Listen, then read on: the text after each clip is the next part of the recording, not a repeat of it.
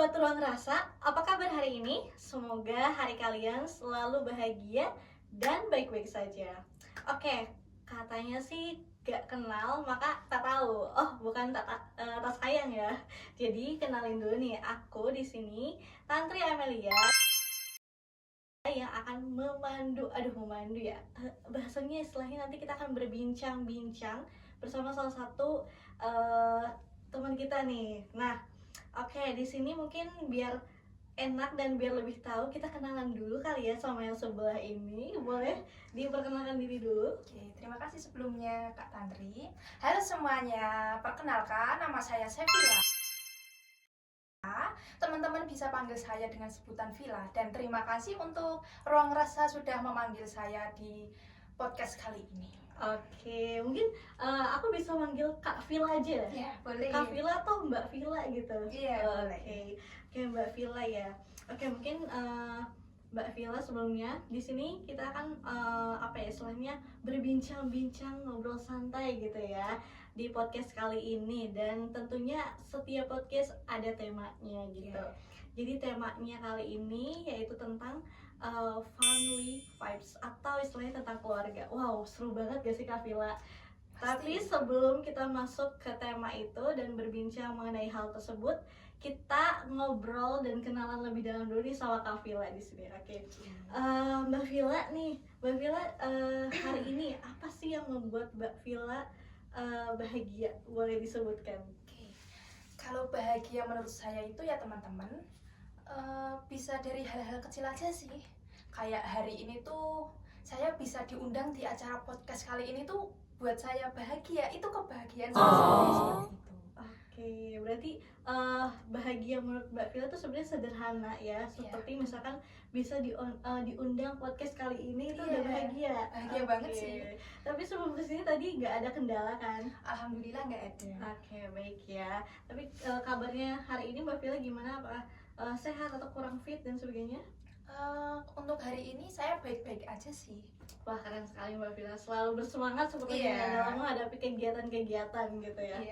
Oke, mungkin tadi udah di spill ya, kita akan berbincang tentang keluarga gitu ya. Tapi nanti kita akan fokuskan lebih dalam lagi, keluarganya itu tentang apa sih gitu. Pasti sini semuanya memiliki keluarga, dan tentunya mungkin ada yang relate ya untuk perbincangan kali ini kita nanti gitu. Oke, mungkin sebelum masuk nih, aku mau tahu dulu dari Kak Villa. Menurut Kak Villa, keluarga tuh apa sih gitu? Menurut saya keluarga itu tempat untuk berpulang sih Kak Tantri. Tempat untuk berpulang. Iya. Berarti bisa dijadikan tempat nyaman harusnya, tempat yang bisa rasa aman, kebahagiaan ya, dipenuhi kebahagiaan dan sebagainya gitu. Oke. Nah, tapi ternyata gak semua keluarga itu bisa jadi tempat pulang katanya. Betul nggak Kak Villa? Iya, kalau menurut saya iya betul. Oke. Nah, berarti istilahnya ada sesuatu yang menjadi problem dong dalam keluarga tersebut, sehingga akhirnya keluarga tuh bukan menjadi rumah untuk pulang gitu ya. Iya. Oke. Tapi kalau menurut Mbak Villa, isu yang lagi hangat tentang keluarga itu apa?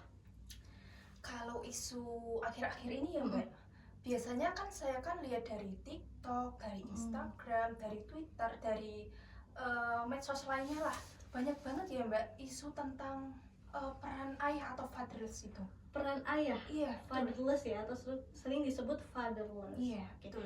Dari Mbak Villa sendiri, menurut Mbak Villa, fatherless itu tuh apa sih? Kalau menurut saya Mbak, fatherless itu ketika seseorang anak itu mempunyai ayah, akan tetapi peran ayah itu tidak diisi sebagaimana seharusnya ayah itu ada, seperti itu. Oke, berarti kayak kita tuh punya ayah tapi rasanya tuh gak ada gitu untuk perannya gitu. Iya, betul. Oke, berarti istilahnya kehilangan sosok seorang ayah juga gitu ya. Iya, betul. Oke. Nah, mungkin sebelum masuk kita atau aku di sini bakal bacain dulu data yang benar-benar data terkini tentang fatherless nih. Jadi di sini ada data yang kalau kita bicara tentang fatherless di Indonesia, datanya itu cukup mengkhawatirkan loh.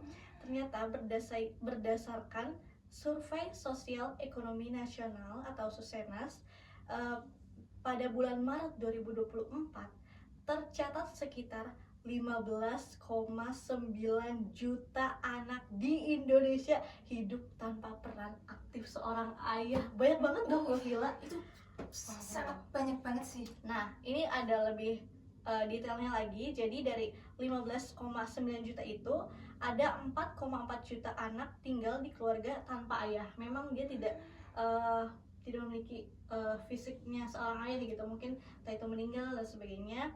Nah, sementara 11,5 juta anak lainnya memiliki ayah yang bekerja lebih dari 60 jam per minggu, sehingga waktu interaksi dengan anak sangat terbatas. Jadi istilahnya 11,5 juta tuh masih memiliki ayah, tapi untuk peran atau fungsi seorang ayah tuh tidak ada gitu. Wow, itu banyak sekali, Dan. Banyak banget sih. Dan yang lebih parahnya adalah Indonesia menempatkan di urutan ketiga sebagai fatherless country di dunia. Ketiga loh di dunia. Wow, berarti ini tuh permasalahan yang sangat dikhawatirkan dan juga sangat miris ya, karena istilahnya kekurangan peran seorang ayah. Iya. Oke, kalau kita bahas tentang fatherless ya, menurut Mbak Vila apa aja sih dampak dari fatherless yang terjadi gitu? Kalau menurut saya Mbak Tantri, kan ayah itu sebagai model pertama anak ya Mbak. Ketika ayah itu tidak ada, ketika peran ayah itu tidak berfungsi secara maksimal, nah nantinya tuh anak tuh tidak akan tidak akan memiliki pegangan hidup yang kuat seperti anak-anak lainnya yang memiliki peran ayah sebagaimana mestinya. Karena nantinya anak itu bisa aja mencari keamanan, mencari rasa aman dari orang lain seperti itu. Nah, jadi kekosongan ayah ini tuh sangat-sangat berdampak besar bagi seorang anak seperti itu. Oke, berarti dampaknya besar banget ya Mbak Vila untuk seorang anak, karena istilahnya dia nggak tahu arahnya dia tuh mau kemana, karena tidak ada mungkin arahan, bimbingan atau interaksi, atau mungkin bimbingan ada tapi hanya sekedar kayak semacam ngasih tahu tapi tidak mau ikut belajar, untuk belajar bersama anak dan sebagainya gitu ya Mbak. Fisiknya itu ada tapi secara psikologisnya itu tidak ada seperti. Iya, jadi ayah tuh rasanya ada tapi perannya tuh kayak gak ada gitu. Iya. Itu sangat-sangat menyedihkan. Kayak istilahnya aku tuh sebenarnya masih punya seorang bapak gitu, tapi rasanya tuh kosong gitu untuk punya seorang ayah gitu, karena perannya memang sangat minim gitu. Nah mungkin kalau kita lihat di TikTok ya Mbak Vila, sosial media itu tuh kadang kita ngelihat ada beberapa video yang memang istilahnya bagus gitu untuk sebagai seorang ayah, peran jadi seorang ayah. Misal contohnya itu yang lagi viral, mungkin suka lihat juga Mbak Vila tau nggak, AB dan ayahnya. Nah itu tuh kalau kita lihat itu sangat dekat sekali ya antara AB dan ayahnya, dimana ayahnya tuh suka juga ikut dalam tumbuh kembangnya AB gitu ya, dari mulai mungkin dari kecil, dia kan pernah membagikan video dari kecilnya, terus juga sekarang udah dia aktif, lincah dan sebagainya. Jadi kan anak tuh bisa tahu ya, dan lebih aktif, interaktif dan sebagainya ketika ada sosok yang bisa mengarahkannya gitu kan. Oke. Tapi kalau Mbak Vila sendiri tahu nggak ciri-ciri yang orang atau anak yang mengalami fatherless gitu, ciri-cirinya tuh kayak gimana? Kalau tiap orang tuh pasti beda-beda ya Mbak Tantri ya. Kalau biasanya ya Mbak, untuk beberapa anak itu mereka tuh mencari keamanan, rasa aman gitu Mbak, rasa sayang dari orang lain seperti itu. Oke, berarti kayak ciri-cirinya dia tuh mencari rasa aman ya, menemukan ya, karena sebelumnya dia tidak merasakan rasa aman tersebut dari seorang ayah gitu.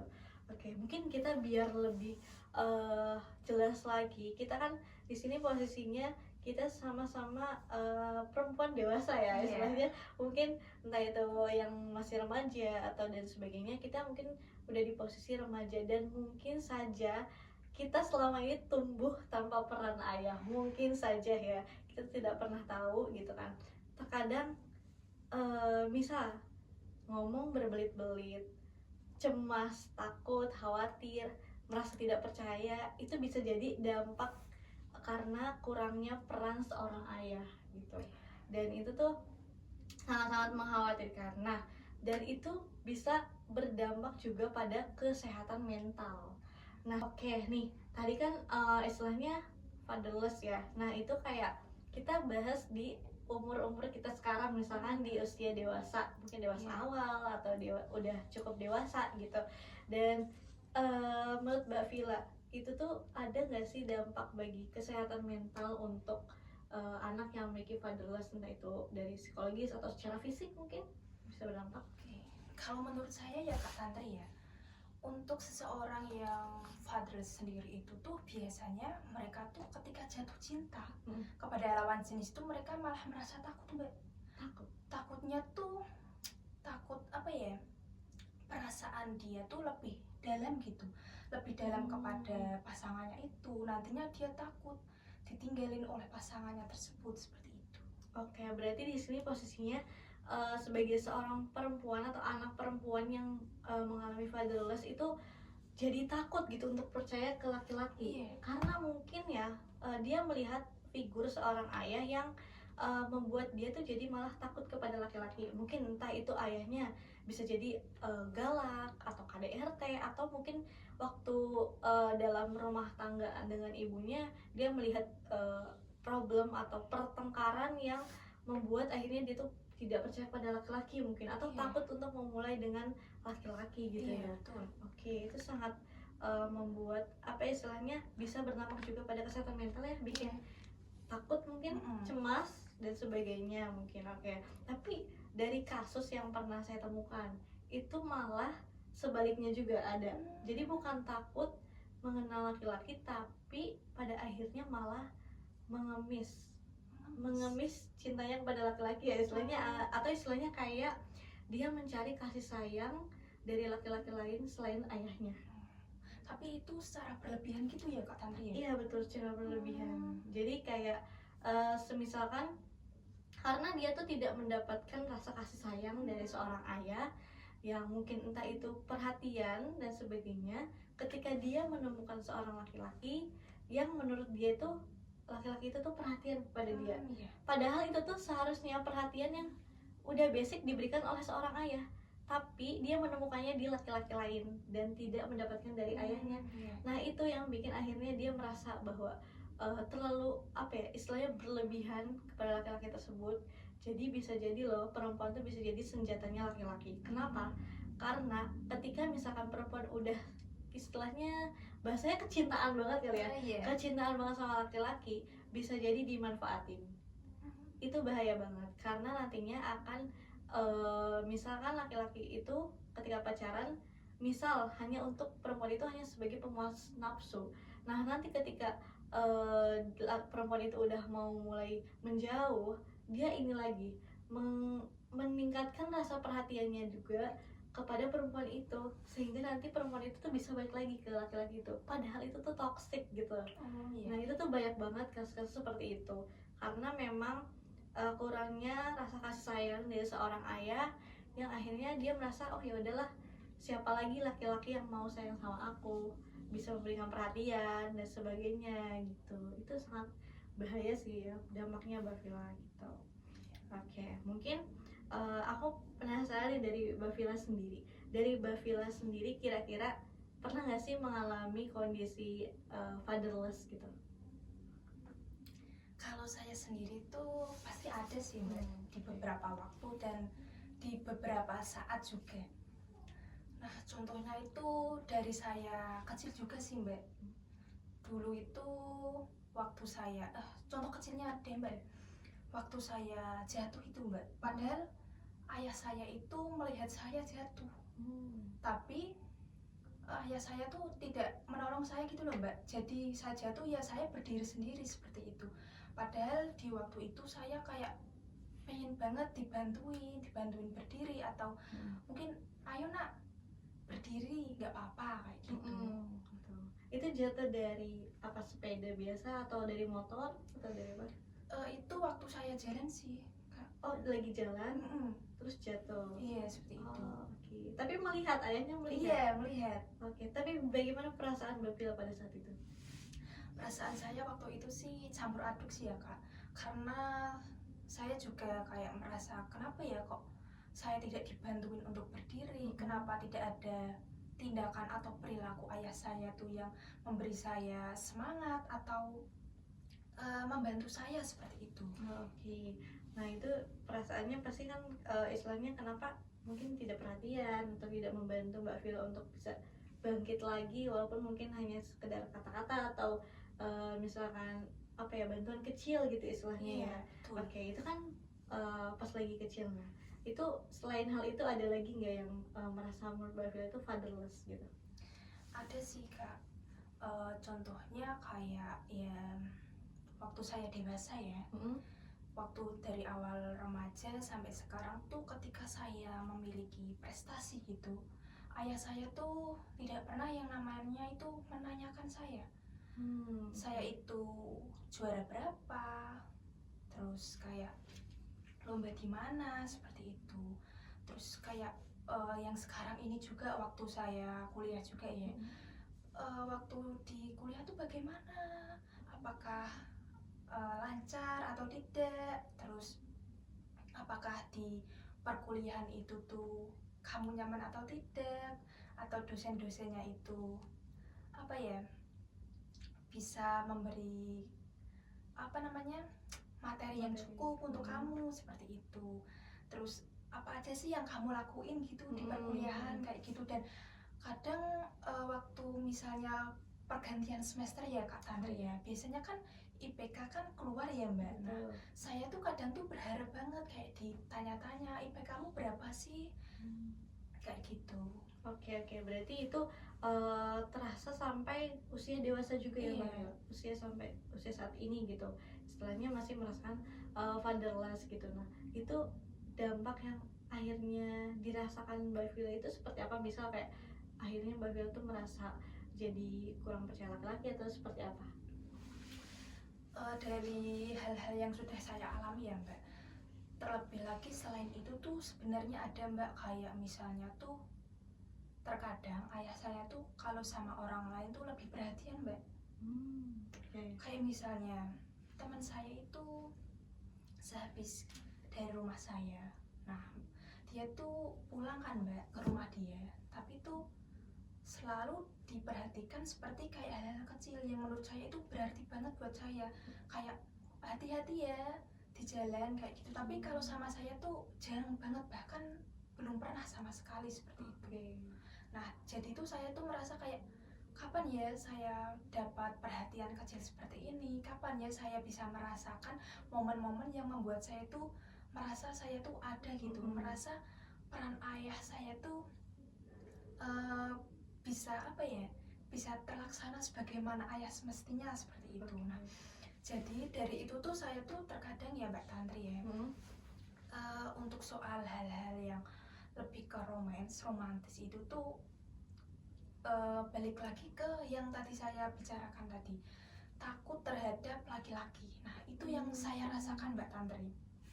Nah, jadi waktu apa ya, waktu SMP dari SMA kan saya dulu kan punya pacar ya Mbak. Tapi kan sebagaimana mestinya cewek sama cowok, nah biasanya kan kita kan harus biasanya kan di dalam hubungan itu tuh kayak perasaan itu tuh ya dikeluarin semuanya gitu loh Mbak. Kayak terbuka ya. Iya, terbuka, terus kayak perasaan itu tuh kayak dimaksimalin buat pasangan seperti itu. Nah, akan tetapi saya tuh merasakan yang hal berbeda Mbak. Saya tuh malah takut berekspresi, takut mengeluarkan perasaan saya yang harusnya saya berikan kepada dia, kepada pasangan saya seperti itu. Nah, hal itu tuh membuat saya tuh kayak apa ya Mbak, tertekan gitu loh. Kenapa ya kok saya tuh merasakan hal ini? Terus ketika mempunyai pacar tuh kayak saya tuh bener-bener secure gitu loh mbak. Rasa aman tuh harus ada di saya gitu. Kayak gitu. Jadi tuh ketika memiliki pasangan, saya tuh kayak wanti-wanti lah intinya. Kayak apa ya mbak bahasanya ya, kayak jaga ya, berjaga-jaga kepada laki-laki seperti itu. Saya tuh kayak takut banget gitu loh, misalnya saya tuh memiliki hubungan dengan pasangan saya tuh nanti malah kedepannya tuh nanti saya takut nanti pasangan saya itu malah menyakiti saya, berkhianat pada saya seperti itu mbak. Jadi tuh malah saya tuh ngerasa kayak ketakutan itu tuh malah terbayang-bayang di hidup saya tuh hampir ketika saya tuh ingin mempunyai pasangan seperti itu. Jadi untuk memiliki pasangan saya itu apa ya mbak, kayak harus ini loh mbak, apa namanya, berpikir dulu atau berpikir ke depan dulu atau iya kayak harus berpikir ke depannya kayak gimana ini tuh kedepannya tuh bakal baik-baik saja atau enggak sih, seperti itu. Berarti dari hal situ Mbak Vila bisa harus misalkan tadi harus berpikir dulu nih ke depannya gitu-gitu, itu berdasarkan apakah dari dampak dari fatherless gitu, maksudnya jadi kayak ayah saya aja nggak ngasih perhatian gitu. Iya sih mbak, kadang malah kayak menurut saya tuh kadang laki-laki tuh seperti apa sih sebenarnya, kayak peran laki-laki seharusnya yang laki-laki tuh treat ke ceweknya tuh harusnya seperti apa sih. Saya tuh kadang tuh bingungnya di situ mbak, karena kalau misalnya saya juga nggak tahu laki-laki seharusnya bagaimana ke perempuan, nah jadinya tuh saya takutnya miskomunikasi gitu loh mbak. Jadi karena juga tadi Mbak Vila dari sebelumnya juga kan pernah mengalami fatherless yang kayak akhirnya peran laki-laki tuh kayak gimana sih gitu, peran seorang bapak tuh kayak gimana sih ke anaknya, untuk memberikan rasa kasih sayang aja mungkin masih tabu dan masih kurang tahu itu apakah itu rasa kasih sayang atau bukan gitu, sehingga ketika Mbak Vila bersama laki-laki atau mau bersama laki-laki itu memikirkan nanti takutnya dia menyakiti Mbak Vila atau misalkan ada rasa cemas, takut ya gitu, karena takut juga bisa jadi terlalu mungkin Mbak Vila nanti merasa berlebihan mungkin karena Mbak Vila sebelumnya mungkin tidak merasakan perhatian dari ayahnya seperti ini, tapi akhirnya menemukan di laki-laki lain ya akhirnya mungkin Mbak Vila terlalu dalam mungkin dan sebagainya gitu ya. Nah itu karena kurangnya apa ya namanya, perhatian, bimbingan dan juga peran seorang ayah kepada anaknya, sehingga sebagai seorang anak tuh akhirnya bingung sebetulnya seorang ayah tuh nge-treat anaknya tuh seperti apa seharusnya gitu, sehingga kan seorang anak bingung ya, ayah ini arahnya kemana gitu ya, kayak judul film gitu. Jadi kayak ini sebenarnya seperti apa sih, dan itu ternyata memang real berdampak sampai kehidupan dewasa saat ini ya Mbak Vila. Berdampak sampai kehidupan dewasa saat ini dan juga berdampak pada masa depan ya, salah satunya memilih pasangan. Oke, nah tapi dari situ nih Mbak Vila, pernah nggak Mbak Vila bertanya kepada ayah Mbak Vila misalkan kenapa sih ayah nggak perhatian atau itu, atau mungkin Mbak Vila merasa masih canggung dengan ayahnya? Iya sih mbak, salah satu faktornya juga itu sih mbak. Saya tuh canggung banget sama ayah saya sendiri seperti itu. Mungkin dari sisi seorang ayah juga belum bisa mendekatkan kepada anaknya gitu kali ya. Dan kayak misalkan tadi nih Mbak Vila merasa kayak susah untuk mengekspresikan. Nah Mbak Vila susah untuk terbuka. Mungkin itu salah satu dampak dari ketika bersama ayah ya nggak terbiasa untuk mengekspresikan perasaan Mbak Vila gitu kepada ayahnya mungkin, atau ayahnya juga kurang meluangkan waktu atau meluangkan secara emosional untuk Mbak Vila mengungkapkan ekspresi masalah atau problemnya gitu kan. Jadi akhirnya berdampak juga ya pada apa yang jalani saat ini. Oke, mungkin tadi ketika berbincang tentang problem Mbak Vila tadi, pasti ada nggak sih Mbak Vila kekuatan yang selama ini Mbak Vila hadapi yang dirasakan dari fatherless itu? Kalau boleh diceritain kekuatan apa aja yang dimiliki Mbak Vila? Kalau kekuatan dari saya atau diri sendiri ya Mbak ya, walaupun fatherless itu kelihatannya tuh apa ya Mbak, sesuatu yang dipandangnya itu bukan negatif sih Mbak, tapi kurang gitu ya Mbak mungkin ya. Nah tapi tuh dari situ tuh saya bisa kayak lebih dewasa gitu Mbak. Lebih dewasa. Iya lebih dewasa. Terus saya itu bisa yakin sama diri saya sendiri, walaupun mungkin kurang dari peran dari ayah saya itu kurang ya, tapi itu saya tuh yakin sama diri saya sendiri. Saya yakin kalau saya itu bisa sampai di titik ini juga seperti itu Mbak. Oke, berarti dari situ ternyata ada kekuatan yang dimiliki Mbak Vila. Mungkin memang sudah dimiliki atau mungkin menemukan juga kekuatan baru gitu ya. Misalkan tadi Mbak Vila lebih kuat lagi, lebih percaya diri lagi mungkin, dan istilahnya untuk menghadapi kayak misalkan tadi cerita Mbak Vila yang waktu kecil ya, yang pas jatuh ternyata malah nggak dibantuin, pada akhirnya Mbak Vila bisa berdiri sendiri gitu ya. Namun tetap aja gak sih Mbak Vila kayak rasa kosong itu tuh untuk punya seorang ayah tuh kurang gitu ya perannya ya. Rasa kosong ada, tapi akhirnya Mbak Vila tetap menemukan kekuatan yang dimilikinya tadi. Walaupun kekosongan itu ada, tapi kan di sisi lain saya tuh harus ada sesuatu yang harus saya banggakan gitu loh Mbak dari diri saya sendiri. Jadi tidak hal yang negatif mulu yang harus dipikirkan, tapi kekuatan apa sih yang sebenarnya saya miliki itu harus dikembangkan dari diri saya sendiri. Karena hal itu tuh sebagai apa ya Mbak, fondasi atau sebagai acuan saya untuk bertahap dan berkembang untuk kedepannya seperti itu. Wah, keren banget sih, salut banget sama Mbak Vila. Tadi kayak pasti gak mudah kan menghadapi keadaan fatherless itu, tapi Mbak Vila tuh udah berpikir untuk kayak oh pasti ada nih sesuatu hal yang bisa tetap dijalani, yaitu kekuatan Mbak Vila sendiri yang malah akhirnya memunculkan hal positif gitu ya dari hal tersebut gitu. Oke, mungkin jadi teman-teman nih bisa jadikan cerita Mbak Vila ini tuh menjadi motivasi buat teman-teman, dan kita tuh percaya banget bahwa setiap orang itu punya kekuatannya masing-masing, punya hal yang bisa untuk bangkit dari keadaan tersebut, terutama yang merasakan fatherless. Mungkin bisa jadi itu bisa menjadi pondasi utamanya diri sendiri agar lebih kuat lagi, mungkin menjadi independent woman ya, kalau bahasanya sekarang independent woman. Dan mungkin ada positifnya kayak berjaga-jaga untuk tidak terlalu mudah terjerumus atau percaya dengan istilahnya laki-laki, karena kan zaman sekarang kita takut banget ya untuk mengenal yang dunia sekarang itu sangat-sangat seram gitu. Jadi mungkin bisa lebih kita gali lagi kekuatan apa sih yang kalian miliki untuk bisa menghadapi keadaan-keadaan yang mungkin cukup berat gitu. Oke.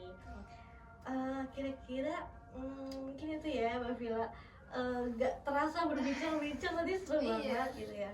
Dan dari Mbak Vila sendiri ada hal yang mau dibincang lagi ya tentang fatherless gitu?